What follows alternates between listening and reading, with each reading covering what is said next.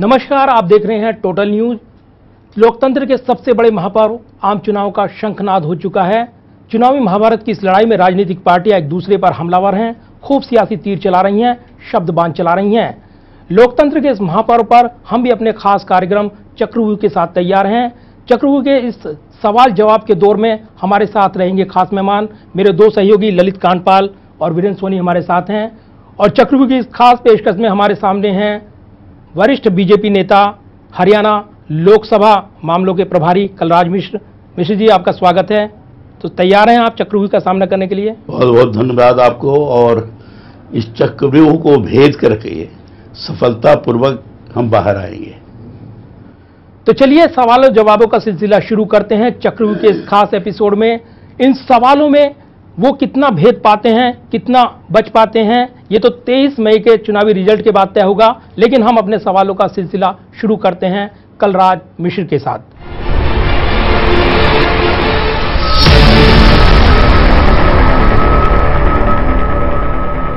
स्वागत है आपका। और जानना चाहेंगे, लोकतंत्र के महापर्व का शंखनाद हो चुका है और जिस तरीके से चुनावी बिसात पर लगातार वार पलटवार हो रही हैं, जिस तरीके से लगातार एक दूसरे पर हमलावर हैं राजनीतिक पार्टियां, कुछ शब्द ऐसे हैं जो राजनीतिक भाषा मर्यादा के अनुकूल नहीं है, क्या कहेंगे आप? देखिए, ये तो किन प्रकार के शब्दों का प्रयोग करना, कैसे वाक्य बोलना, हर व्यक्ति के ऊपर आधारित है। लेकिन ये बात सत्य है कि शब्दों की मर्यादा को ध्यान में रखते हुए हम अच्छी आलोचना भी कर सकते हैं और अपनी बात भी व्यवस्थित तौर पर कह सकते हैं। शब्दों की ओछेपन के कारण, इसके क्षरण के कारण यह बात सही है कि लोकतंत्र के अंदर लोगों के मन में एक अविश्वास की स्थिति बनती जा रही है। और लग रहा है कि स्वस्थ लोकतंत्र में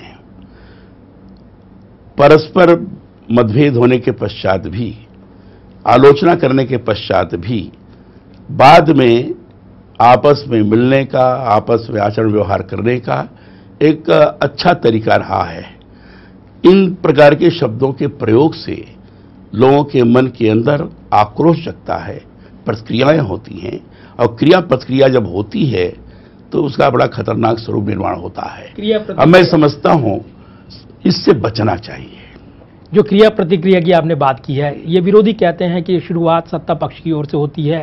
प्रधानमंत्री कई बयान देते हैं, उनके अध्यक्ष कई बयान देते हैं और उसके बाद जो हम बयान देखते हैं, चाहे बीजेपी के नेताओं की ओर से हो, फिर पलटवार होता है। अभी राहुल गांधी के बयान काफ़ी चर्चाओं में हैं। लाल कृष्ण आडवाणी को लेकर वो जो हमला कर रहे हैं तो बीजेपी के नेता उस पर पलटवार कर रहे हैं। वरिष्ठ नेताओं के साथ अनदेखी का आरोप लग रहा है। आपको लगता है क्या राजनीति में इस तरह के बयानों को जगह मिलनी चाहिए? देखिए, मैं आपकी इस बात से सहमत नहीं हूं कि राहुल गांधी ने हमारे प्रधानमंत्री के ऊपर आरोप लगाकर कहा कि आडवाणी जी के कहे हुए शब्दों को जिस तरीके से लेना चाहिए न लेकर दूसरे प्रकार के शब्द का प्रयोग कर रहे हैं। मैं इससे सहमत नहीं हूं। मैं तो सीधे सीधे कहता हूं कि स्वयं कांग्रेस के राष्ट्रीय अध्यक्ष ने ऐसे ऐसे शब्दों का प्रयोग किया है जो संवैधानिक मर्यादा को भी अवमूल्यित करता है। उदाहरण के तौर पर, अगर भारत के प्रधानमंत्री ने प्रारंभ में ही कहा कि हम प्रधानमंत्री के साथ ही साथ एक तरह से जनता के हम प्रधान सेवक के रूप में हैं, अब प्रधान सेवक के रूप में तो हमारी जिम्मेदारी बनती है कि हम जनता की ठीक से सेवा कर सकें। लेकिन सर, बाद में कहा कि हम एक प्रमुख चौकीदार के रूप में भी हैं, उस तरीके से हम रक्षा करेंगे। चौकीदार की भावना को लोगों के सामने प्रस्तुत करते हुए, चौकीदार गांव में रहता है तो गांव की रक्षा करता है, देश में तो देश की रक्षा करेगा प्रधान चौकीदार। लेकिन और उसमें कांग्रेस के राष्ट्रीय अध्यक्ष ने चौकीदार चोर है, चौकीदार झूठ बोलता है, प्रधानमंत्री झूठ बोलता है, ये मर्यादा जो भाषा की मर्यादा, भाषा की मर्यादा का, ये मर्यादा का अवमूल्यन हुआ है। लेकिन जहां तक आपने लेकिन एक सवाल सर इसके बीच में ये है कि आपने कहा कि ऐसा अवमूल्यन हो रहा है, लेकिन हम देख रहे हैं कि ये दोनों तरफ से अवमूल्यन हो रहा है सर। किसी एक तरफ से भी अवमूल्यन की बात नहीं है, केवल राहुल गांधी नहीं बल्कि भारतीय जनता पार्टी की तरफ से भी अवमूल्यन की बातें होती हैं। मैंने आपको एक ही वाक्य में कह दिया कि ये व्यक्ति व्यक्ति से संबंधित है, शब्दों की मर्यादा का ध्यान रखना चाहिए। हमने जो वार्ता की, हमारे सामने जो चीज आई, चौकीदार कोई कहता है तो ये उसमें कोई शब्दों की मर्यादा में कमी ऐसा तो नहीं है, लेकिन ये चौकीदार की एक भावना है, चौकीदार एक थीम है, प्रधान सेवक एक भावना है, एक थीम है जन सेवा की। इसके अंतर्गत एक संवेदनशीलता भी प्रकट होती है। इस अक्षर आप कैसे कह सकते हैं? लेकिन अब वो जब कहते हैं तो विरोधी प्रतिक्रिया व्यक्त करता है, और वो कहते हैं कि भाई ये तो चौकीदार कह रहा है, ये तो चोर है, लेकिन ये तो प्रधानमंत्री ये चोर है। वहां से जिस बात की चीज आ रही है, और उसके बाद भी अगर कोई कहता है कि भाई ये तो वो सामंतवादी मानसिकता का द्योतक है, ये तो अपने को नामदार महसूस करके इस ढंग से व्यवहार कर रहे हैं मानो हम सब लोग कामदार हैं, इस ढंग से अगर कोई इस बात की बात करता है तो इसमें कहीं शब्दों का मर्यादा का क्षरण नहीं है। लेकिन आप कह रहे, लेकिन विरोधी कहते हैं इसमें शब्दों का क्षरण नहीं है, लेकिन शब्दों के क्षरण की बात, संविधान के मर्यादा के शरण की बात कांग्रेस के राष्ट्रीय अध्यक्ष की तरफ से प्रारंभ। लेकिन गिरिराज सिंह कहते हैं कि देखिए, मैं आपने प्रधानमंत्री की बात कही और मैंने कहा बाकी की सारी चीजें व्यक्ति से व्यक्ति होती है। बिल्कुल, मैं प्रमुख रूप से ये जो प्रतिक्रिया व्यक्त करूंगा जो आप कह रहे हैं प्रधानमंत्री या इस स्तर के मंत्री जो है उन पर आप कहे तो मैं बता। चलिए हम ये जानना चाहेंगे, जो चौकीदार शब्द का आपने इस्तेमाल किया, कहा है सभी चौकीदार बन गए हैं, बीजेपी से जुड़े तमाम नेता, हम उनके ट्विटर अकाउंट को देख रहे हैं, लगातार जो नाम बदले हैं उस पर सोशल मीडिया में जो कैंपेन चल रहा है वो भी देख रहे हैं। जो सवाल उठे हैं, विरोधी कहते हैं उन्होंने सवाल उठाए थे, वो चौकीदार की आड़ में छिप गए। उनका क्या तात्पर्य है क्या नहीं है वो जाने, लेकिन हमारा तात्पर्य बड़ा साफ है। हमारा तात्पर्य यह है कि हम कहीं भी रहेंगे, चाहे कस्बे में हैं, चाहे शहर में हैं, चाहे गांव में हैं, चाहे प्रदेश में हैं, चाहे देश में हैं, हम उस मानसिकता से प्रेरित होकर कि हमें अपने क्षेत्र की रक्षा करनी है, हमें अपने क्षेत्र में जो अतिक्रमण करने वाला है उसको मुंहतोड़ जवाब देना है, हमें अपने क्षेत्र में किसी भी प्रकार की चोरी नहीं करने देनी है, हम हर तरीके से हमारे क्षेत्र में रहने वाले लोग उनको हम सुरक्षित रखेंगे। ये हमारे चौकीदार की भावना है, इस भावना को हम व्यक्त कर रहे हैं। ठीक है, तुमने चौकीदार चोर कहा तो इसलिए कहा चोर कि तुम चोरी करने के लिए जा रहे थे, चौकीदार ने रोक दिया, चौकीदार ने उसका बड़ा कड़ा जवाब दिया, प्रतिकार किया, और इसलिए आप प्रतिक्रिया में आकर चौकीदार चोर बोल दिए। तो हमने कहा कि ठीक है, हम देश के भी चौकीदार रहेंगे, गांव के भी चौकीदार रहेंगे, और इसलिए हमारा हर कार्यकर्ता, हमारा हर नेता सबकी रक्षा करने की दृष्टि से सन्नद्ध है, चोरों को बाहर खदेड़ने की दृष्टि से सन्नद्ध है, इसलिए कहा मैं भी चौकीदार। हरियाणा की बात कर लें तो हरियाणा में भारतीय जनता पार्टी ने कल 8 उम्मीदवार घोषित कर दिए हैं। तो इस बार जो 7 सीटें हैं, पिछली बार जो भारतीय जनता पार्टी ने जीती थी वो तो है ही है, चुनौती है ही है, और 3 सीटें रोहतक जो भूपेंद्र हुड्डा जी का गढ़ है, हिसार जो चौधरी भजनलाल जी का गढ़ है, सिरसा जो ओम प्रकाश चौटाला जी का गढ़ है। तो इन 3 सीटों को आप जो गढ़ में उनको किस तरह इस बार आप जो है इसको रणनीति बनाएंगे? पहली बार ऐसा हुआ है हरियाणा में कि भारतीय जनता पार्टी की फुल फ्लेज सरकार बनी। अब पहली बार ऐसा हुआ है कि भारतीय जनता पार्टी का संगठनात्मक रचना हर बूथ स्तर तक प्रभावी तौर पर तैयार हो गई, और जिस तरीके से प्रदेश की सरकार ने काम किया, हरियाणा की जनता ये महसूस करती है कि इतना पारदर्शी, इतना प्रामाणिक मुख्यमंत्री अभी हरियाणा को कभी नहीं मिला था। पारदर्शिता का स्वरूप ये रहा है, डी ग्रुप की नियुक्ति हुई तो डी ग्रुप की नियुक्ति के अंतर्गत जब व्यक्ति के पास ये नियुक्ति पत्र गया तो उसको ताज्जुब हुआ, अरे ये तो पहली बार ऐसा हुआ है। ये पारदर्शिता का रूप है, मुख्यमंत्री की प्रामाणिकता, ईमानदारी लोगों की निगाहों में है। प्रधानमंत्री जी ने जो जमीनी स्तर पर योजनाएं बनाकर आम आदमी को लाभान्वित करने का प्रयास किया है, वो भी नीचे उतरा है। तो लोगों को लग रहा है कि देश का प्रधानमंत्री प्रामाणिक और पारदर्शी और ईमानदार है, प्रदेश का मुख्यमंत्री भी बहुत ईमानदार है, तो जनविश्वास बढ़ा है। इसको कैपिटलाइज करने के लिए संगठन की दृष्टि से बूथ स्तर पर हमने सांगठनिक रचना बड़ी व्यवस्थित की है। इस आधार पर मैं कहता हूं कि हमारी हर दृष्टि से पकड़ है, जनविश्वास हमारे कार्यों के कारण और सांगठनिक रचना हमारे संगठन की व्यवस्था के कारण ये हमने किया है। निश्चित रूप से 10 की 10 सीटों पर हम जीतेंगे। क्या फार्मूला आपने तय किया है? कैंडिडेट आपने अनाउंस किए, जिस तरीके से जो पहली लिस्ट आई 8 कैंडिडेट अनाउंस कर देते हैं, हिसार को आप होल्ड पर रखते हैं, इसके अलावा जो दूसरी सीट है रोहतक उसको होल्ड पर रखते हैं, क्या इसके पीछे लॉजिक क्या है? देखिए, उम्मीदवारों के चयन के बारे में हमने हर प्रकार का पक्ष विचार किया है। हमारा उम्मीदवार जीतने वाला होना चाहिए, हमारा उम्मीदवार पार्टी की रीत नीति से चलने वाला होना चाहिए, हमारा उम्मीदवार अभी तक जो काम करता रहा है उसका नीचे पहले का परफॉर्मेंस कैसा है उसको देकर भविष्य में जनता का विश्वास प्राप्त करने वाला होना चाहिए।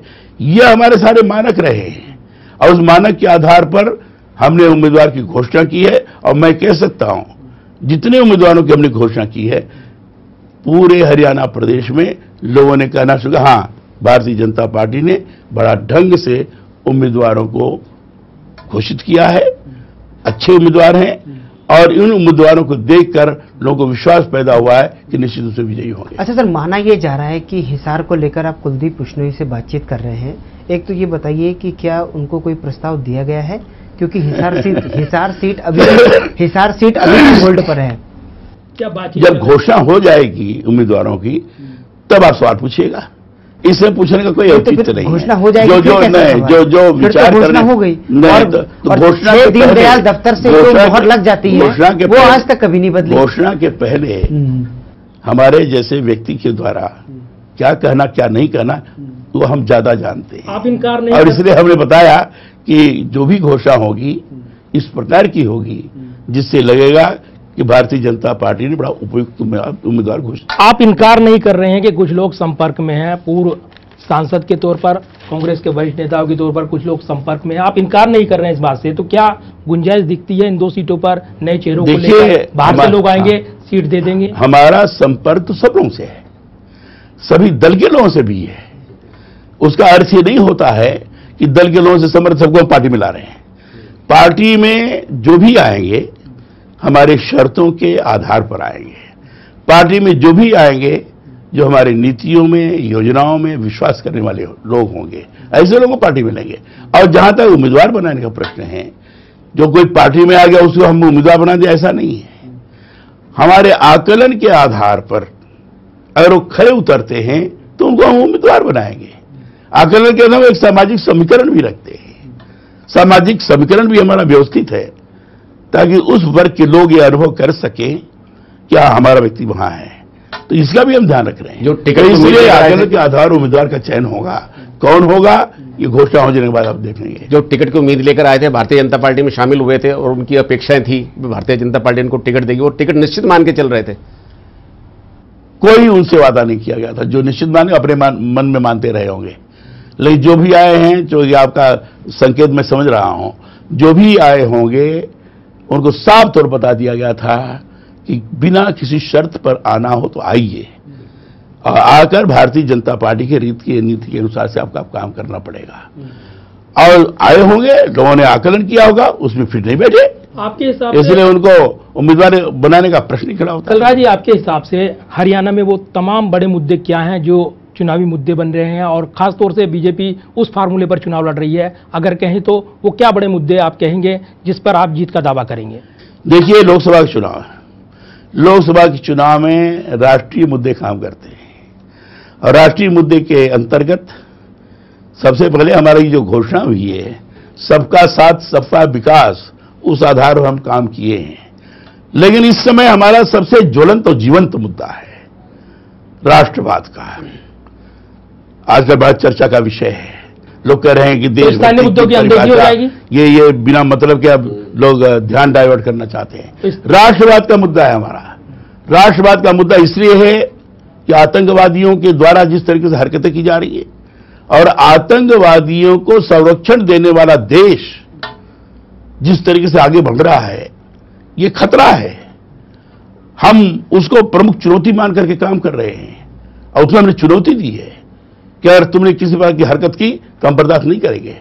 इससे चाहे मिशन शक्ति का मामला होगा, चाहे हमारे वायु सैनिकों के द्वारा अपने शौर्य के प्रकटीकरण के आधार पर अपने व्यूह रचना के सफलता के कारण उन्होंने जैश मोहम्मद के ठिकाने को ध्वस्त किया होगा, चाहे पाकिस्तान होगा, पाकिस्तान को अंतर्राष्ट्रीय क्षेत्र में हमारे कूटनीतिक आधार पर अलग थलग कर सकने में हमें सफलता प्राप्त हुई है। ये है हमारा राष्ट्रवाद का मुद्दा नंबर 1।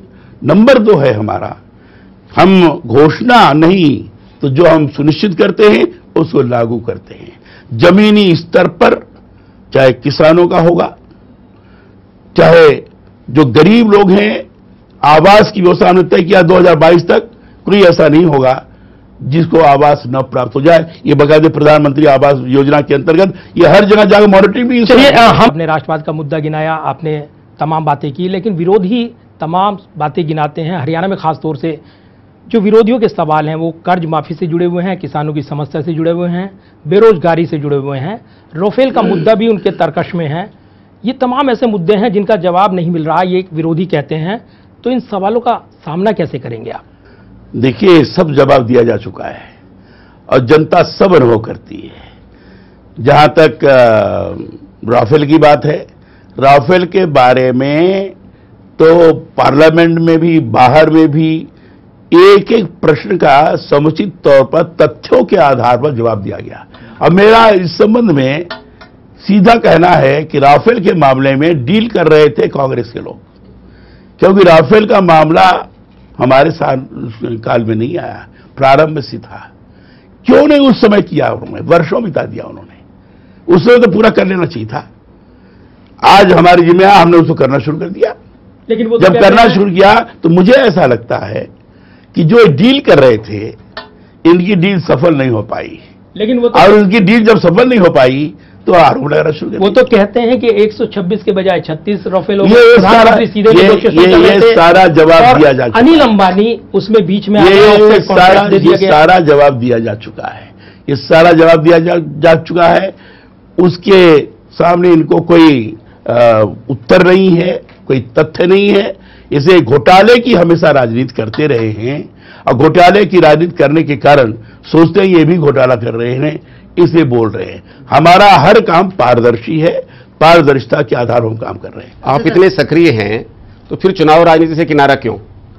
आपने उत्तर प्रदेश में सबसे पहले ये चुनावी राजनीति से अलग होने का घोषणा की है और अब हरियाणा की कमान आपके पास है।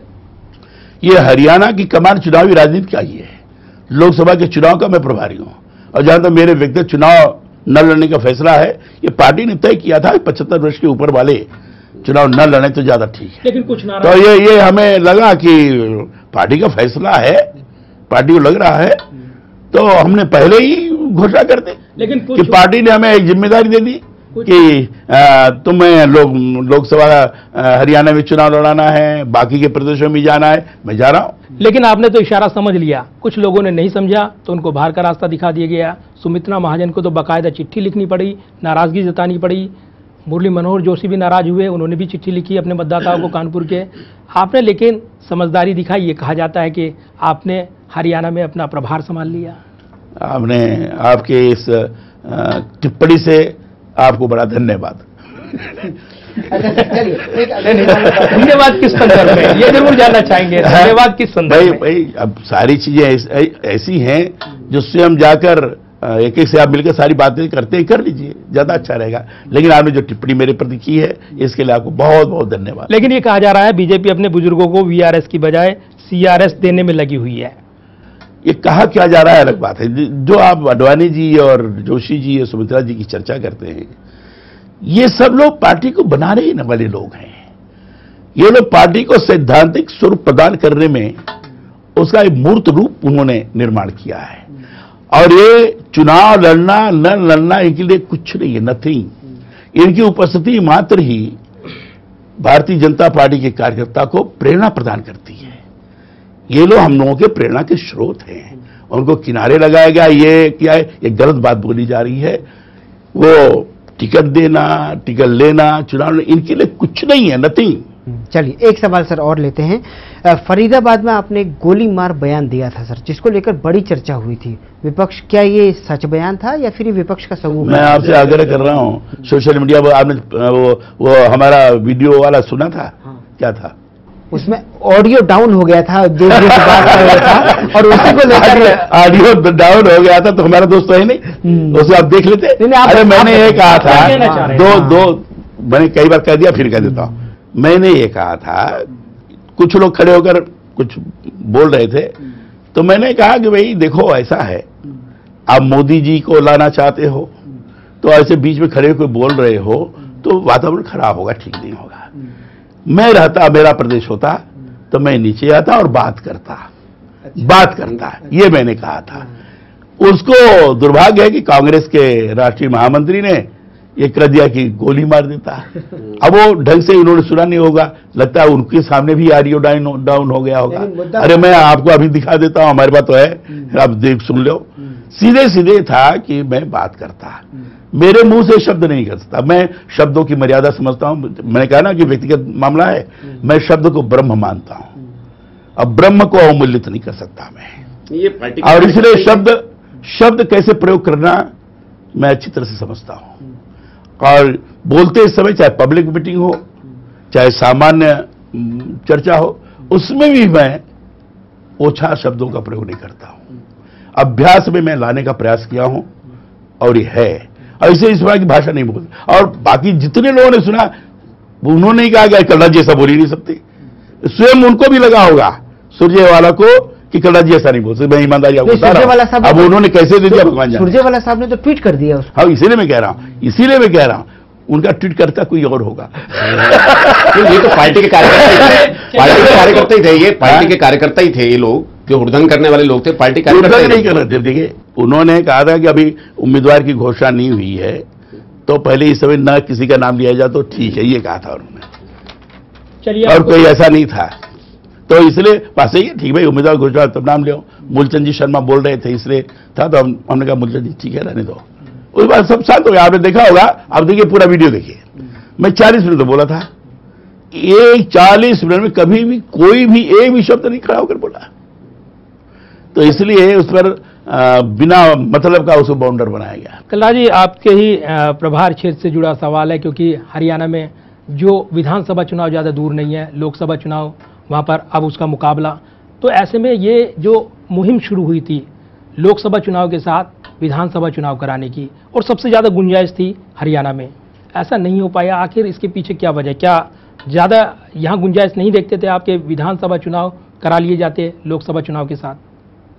तो लोकसभा विधानसभा के चुनाव का जो समय है उस समय होगा, लोकसभा का चुनाव का समय था उस समय हो रहा है। तो जब लोग विधानसभा का चुनाव का समय अभी नहीं आया है, तो ऐसा क्यों कर दिया जाए? लेकिन प्रधानमंत्री खुद लगातार बयान देते थे। अरे नहीं, प्रधानमंत्री ऐसा कोई बयान नहीं। ये कहा कि भाई एक सुझाव दिया था, ये सुझाव सुझाव दिया था, ये इलेक्शन कमीशन को तय करने का प्रश्न है। ये सुझाव दिया था उन्होंने कि सभी प्रदेशों के चुनाव लोकसभा के चुनाव के समय हो तो ज्यादा अच्छा है। लेकिन विरोधी कहते हैं ये चुनौती है, क्योंकि लोकसभा चुनाव काफी कड़ा मुकाबला, और इसलिए एक सीट विरोधी इसलिए सारी बातों को बोल रहे हैं। उनको लग रहा है कि भारत के प्रधानमंत्री ने जो कार्य किया है, और कार्य का लगातार अनुश्रवण करते जा रहे हैं, जिसको मॉनिटरिंग कहते हैं। मॉनिटरिंग के आधार पर उनको लग रहा है कि भारत के प्रधानमंत्री ने, भारत की सरकार ने जो छोटी छोटी योजनाओं के माध्यम से आम आदमी को लाभान्वित किया है, खाते में जो पैसा भेजा गया है डीबीटी के माध्यम से, डायरेक्ट बेनिफिट ट्रांसफर के माध्यम से, वो अद्भुत है। लोग उससे प्रसन्न हैं। इससे बाकी लोग घबरा गए, और इससे घबरा जाने के बाद कुछ भी बोल रहे हैं कि ये करते, ये किया नहीं, वो किया, ये बोल रहे हैं। कांग्रेस बोल रहे हैं लोग। नहीं, कांग्रेस के एक सांसद ने, हरियाणा के रोहतक के सांसद ने, दीपेंद्र सिंह हुड्डा ने धारा 370 पर पुनः विचार की बात की है। वो कहा, उन्होंने कहा है, पार्टी लाइन से हटकर कहा है, वो कहना मेरे व्यक्तिगत विचार हैं। इस पर क्या कहेंगे? मुझे लगता है कि एक है, जद हर्यो विरजेत तद हर्यो प्रव्रजेत, स्वामी विवेकानंद के सुनेगा, तो कहा कि जब ही मन के अंदर वैराग्य की भावना हो तभी परिवारजक हो जाओ। तो जब अच्छा विचार आए मन में, अगर उसको व्यक्त कर दे तो अच्छा है। और उनको लगा कि 370 धारा हटनी चाहिए, इसके कारण जो आम आदमी है मूल धारा में जुड़ नहीं पा रहा है कुछ नेताओं के सियासत के कारण, इसलिए उनको लगा कि 370 धारा हटनी चाहिए। अच्छी बात है। आपको ले चलते हैं उत्तर प्रदेश के आप वरिष्ठ नेताओं में गिनती होती है आपकी, आप तो वरिष्ठ नेताओं के तौर पर शुमार हैं, लेकिन उत्तर प्रदेश में जिस तरीके से जो सियासी बिसात बिछी हुई है, जो एसपी बीएसपी का गठजोड़ हुआ है, कांग्रेस बाहर रही, उसने भी अपने कैंडिडेट उतारे हैं, प्रियंका गांधी मैदान में हैं, एक चुनौती मानते हैं प्रियंका गांधी को? देखिए, कांग्रेस के राष्ट्रीय महासचिव के रूप में श्रीमती प्रियंका गांधी जी अभी नियुक्त हुई हैं और स्वाभाविक है कि एक ऐसे परिवार की हैं कि लोगों की इच्छा रहती है उनको देख ले। तो जगह जा रही हैं, यात्रा कर रही हैं। कांग्रेस ने अपने पार्टी को गति देने के लिए, मजबूत करने के लिए ये व्यवस्था की है। हर पार्टी अपने अंदर करती है, उस बात का काम कर रही हैं वो, जगह जा रही हैं। लेकिन उत्तर प्रदेश में जनता ने कांग्रेस को नकार दिया है। जब जनता ने कांग्रेस को नकार दिया है तो चाहे कोई कितनों इस बात का वर्किंग करे, अभी जनता स्वीकार करने के लिए तैयार नहीं है, क्योंकि कांग्रेस के राष्ट्रीय अध्यक्ष के द्वारा और कांग्रेस के कृत्य के द्वारा जिस तरीके से सारी चीजें आई हैं, जनता उससे तबाह रही है। लोग अनुभव करते हैं कि कांग्रेस ने 55 वर्ष तक राज्य किया, लेकिन देश की हालत बद से बदतर ही होती गई, और इसलिए अब कांग्रेस का एक्सपेरिमेंट लोग नहीं करना। लेकिन कांग्रेस ने अपना मैनिफेस्टो रिलीज किया और 72,000 सालाना गरीब परिवारों को ऐलान किया है, और वो कहते हैं कि ये न्याय देगा सभी गरीबों को। और वो ये भी कहते हैं कि ये माना ये जा रहा सर, जो 6,000 के बदले में 72,000 की योजना लागू करने की बात कही है, ये इसलिए भी प्रभावी हो सकता है क्योंकि इसी वादे के नाम पर कांग्रेस आपसे 3 राज्य छीन चुकी है कर्ज माफी के नाम पर। देखो, ये जो 72,000 रुपया, 72,000 और सर्जिकल वार ऐसा करके कहा, गरीबों पर वार ऐसा करके कहा है, तो ये 72,000 का बनता है 360 लाख करोड़। ये 360 लाख करोड़ कहां से लाएंगे? घोषणा करना बहुत अच्छा है। हमने जो 6,000 की घोषणा की है, इसमें 12 करोड़ लोग लाभान्वित हुए हैं और 75,000 करोड़ खर्च है, और इसमें हमने तुरंत कर दिया है। भारत के प्रधानमंत्री ने 26 फरवरी को गोरखपुर में जो त्रैमासिक 2,000 रुपया किसान के खाते में जाना चाहिए, उस दिन लॉन्च किया था, और कई लाख किसानों के खाते में वो गया, और फिर दोबारा भी 2,000 जा रहा है। ये 2,000 रुपया, क्योंकि इन लोगों को अभी गरीबी के बारे में और गरीब किसान के बारे में जानकारी तो है नहीं, इसलिए बोलते जा रहे हैं, लेकिन 2,000 रुपया किसान के जुताई के समय, बुआई के समय, सिंचाई के समय 2,000 रुपया जब पड़े, उसके लिए वरदान साबित हो रहा है। किसान इसको लेकर इतना प्रसन्न है। मैं तो हरियाणा में बता रहा हूं, उत्तर प्रदेश में बता रहा हूं। मेरा कह रहे था मोदी जी ने बहुत अच्छा काम किया। गोरखपुर का जिक्र, ये बहुत बड़ी चीज है। चलिए, सवाल इधर से गोरखपुर का जिक्र किया, मुझे याद आ गया 1963 में आप राष्ट्रीय स्वयंसेवक के प्रचारक गोरखपुर में रहे, और उसके बाद आप राज्यसभा सदस्य भी रहे, युवा मोर्चा के अध्यक्ष भी रहे, मंत्री भी रहे, केंद्र में मंत्री भी रहे। तो अब क्या राज्यपाल और मुख्यमंत्री बनने की? 1963 में मैंने स्नातकोत्तर की परीक्षा पास की, एमए की, और 1963 में मैं राष्ट्रीय स्वयंसेवक संघ का प्रचारक हुआ, और 1963 में 68 सीधे प्रचारक रहा। 68 में प्रचारक होते हुए मैं जनसंघ का विभाग संघ मंत्री हुआ। फिर उसके बाद जयप्रकाश नारायण जी के आंदोलन के समय संपूर्ण क्रांति आंदोलन का पूर्वी उत्तर प्रदेश का मैं संयोजक रहा। फिर 75 में इमरजेंसी लागू हुई, 20 महीने में जेल में रहा, और फिर 77 में सरकार बनी है। 78 में सबसे कम उम्र का मैं राज्यसभा का मेंबर था, और 78 अंत में मैं जनता युवा मोर्चा का राष्ट्रीय अध्यक्ष हुआ। और फिर जब बीजेपी बनी है तो मैं उत्तर प्रदेश का मैं हमारे जनता युवा मोर्चा के मंच पर ही सम्मेलन हुआ था। हमने पहले से तय किया था, पूरे जनसंघ से संबंधित जो थे फिरोज शाह कोटरा मैदान में आए, और 5 अप्रैल को बीजेपी किस लिए क्यों बने, वही अडवाणी जी वाला जो आपने सवाल पूछा, तो हमने 5 कमिटमेंट्स किए थे। राष्ट्रीयता और राष्ट्रवाद, सर्वपंथ संभाव, स्वस्थ लोकतंत्र, उस समय था गांधीवादी समाज की स्थापना, और नैतिकता पर आधारित राजनीति। बाद में हमने इसको कहा सबके आधार में एकात्म मानववाद का दर्शन, इस आधार पर हमने पार्टी, और इसलिए हमने कहा कि पार्टी विथ रेफरेंस। ये तो बहुत बड़ी बात हो जाएगी। आप जिस तरीके से जवाब दे रहे हैं, कमजोर, लेकिन जो अडवाणी जी ने ब्लॉग लिखा, अडवाणी जी ने जो ब्लॉग वही बात लिखा, तो उसी से सहमत हैं आप? ये हम कहते ही हैं, हम नेशन फर्स्ट, प्रधानमंत्री ने भी कई बार कहा है, विरोधी के बारे में कहा है। अब विरोध, देखिए हमने कहा नेशन फर्स्ट, दूसरे नंबर पर पार्टी, तीसरे नंबर पर निज, और सबके प्रति स्वस्थ लोकतंत्र के अंदर सबके प्रति सद्भाव का भाव। अडवाणी जी ने कहा, सबके लिए कहा है। अडवाणी जी चाहे विरोधी हो, चाहे हमारे सत्ता दल के हो, सब सवाल पूछा सबके लिए कहा है। उनके लिए भी कहा है जिन्होंने संविधान की मर्यादा का हनन किया है, प्रधानमंत्री को जिन्होंने चोर कहा है, प्रधानमंत्री को जिन्होंने झूठा कहा है, प्रधानमंत्री के ऊपर बिना मतलब का आरोप लगाया है, ऐसे सब लोगों के लिए कहा है कि ठीक नहीं है। और आचरण और व्यवहार लोग ठीक रखें। आचरण व्यवहार जब इस प्रकार का होगा कि अगर पाकिस्तान जैशे मोहम्मद के ठिकाने पर वायु सैनिकों के द्वारा जो ध्वस्त किया जा रहा है, तो पाकिस्तान सबूत मांगता है, और जब सबूत यहां के लोग मांगेंगे, आचरण व्यवहार वैसा करेंगे। और एक नेता ने, समाजवादी पार्टी के नेता थे, उन्होंने पुलवामा तो ऐसे ही हुआ, योजना बहुत तरीके से हुआ, इससे पाकिस्तान को प्रोत्साहन मिल रहा है, तो उसके बारे में तो कुछ कहना पड़ेगा, भाई कैसा आचरण कर रहे हो, ठीक नहीं कर रहे हो, ऐसा आचरण कर रहे हो जिससे देशद्रोहियों को प्रश्रय मिल रहा है। ये अगर कह दिया तो क्या हुआ? मैं समझता हूं ऐसे सामंजस्य बनाना चाहिए, लेकिन ऐसे सामंजस्य बनाना चाहिए, नहीं बना रहे हैं लोग। अडवाणी जी ने सबके लिए, उन लोग के लिए। अडवाणी जी ने एक बात और भी कही, अहम बात, उन्होंने कहा कि लोकतंत्र में अलगाव विचार, एक अलग विचार भी हो सकता है, तो हमें उसका भी सम्मान करना चाहिए। उसको राजनीति में असहमति जताने के बावजूद वो विरोधी, राष्ट्र विरोधी नहीं हो जाते, ये बात सही है। राष्ट्र विरोधी नहीं है, कोई देशभक्ति का ठेका हम ही नहीं लिया है क्या? हमारे ललित जी ने, आपने, बाकी ने नहीं, आप नहीं देशभक्त है, सब देशभक्त है अपने अपने तरीके। अब सुनिए अपने, नहीं कोई नहीं कहता, अपने अपने तरीके से लोग काम करते हैं।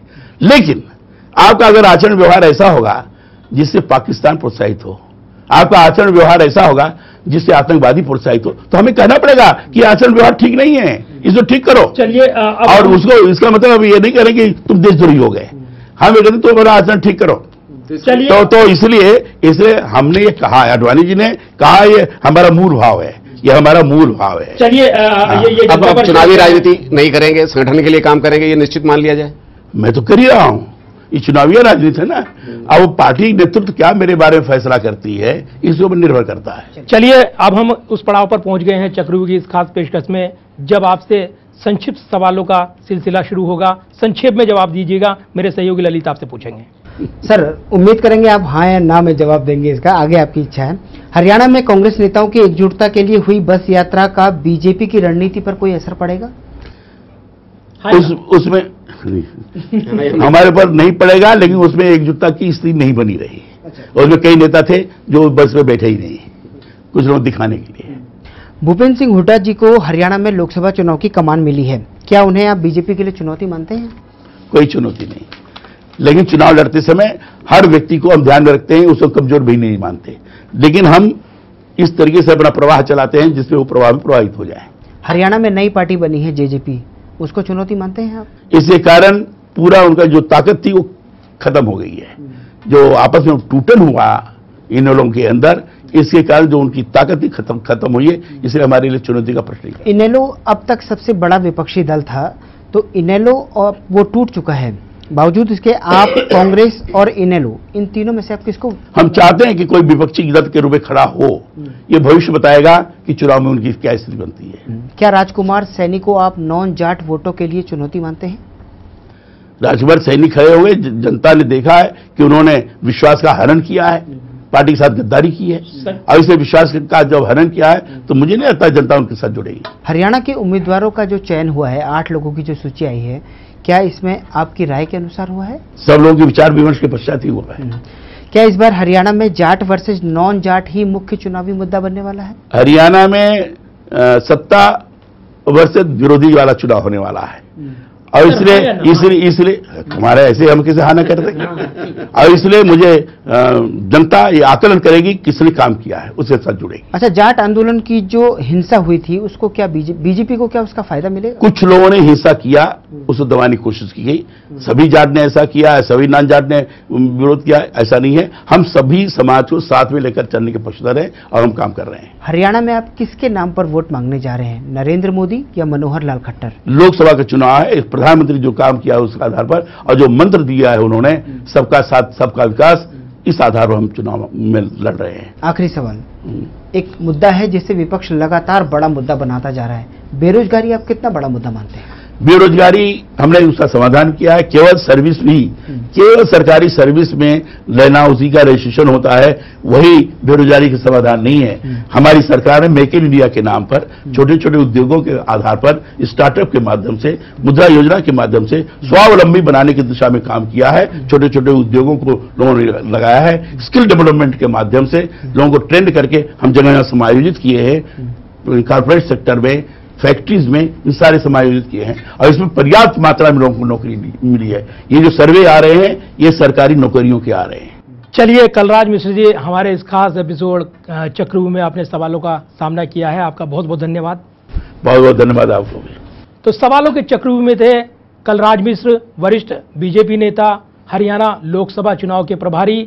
हमारे सवालों के चक्रव्यूह में से निकलने की उन्होंने भरपूर कोशिश की है, लेकिन जो चुनावी चक्रव्यूह है क्या वो भेद पाएंगे, ये तो जनता ही जवाब देगी।